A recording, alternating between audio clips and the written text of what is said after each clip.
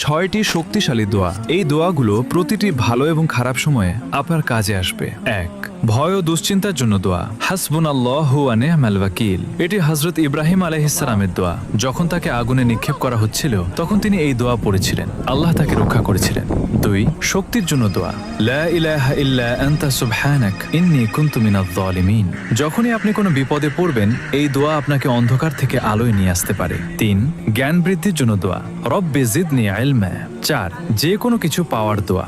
রব্বি ইন্নী লিমা আনজালতা ইলাইয়া মিন খায়রিন ফাকির। এটি হযরত মুসা আলাইহিস সালামের দোয়া। যখন তিনি একা ও বিপদে ছিলেন তখন এই দোয়া করেছিলেন, আল্লাহ তার জন্য পথ খুলে দিয়েছিলেন। 5. বরকত ও রিজিকের জন্য দোয়া। আল্লাহুম্মা বারিক লানা। 6. মনের কষ্ট দূরের দোয়া। আল্লাহুম্মা ইন্নী আউযু বিকা মিনাল হাম্মি ওয়াল হাযান। এটি হযরত মুহাম্মদ সাল্লাল্লাহু আলাইহি ওয়াসাল্লামের দোয়া। তিনি কঠিন সময়ে এই দোয়া পড়তেন, এটি মনে প্রশান্তি এনে দেয়। সবাই কমেন্টে আলহামদুলিল্লাহ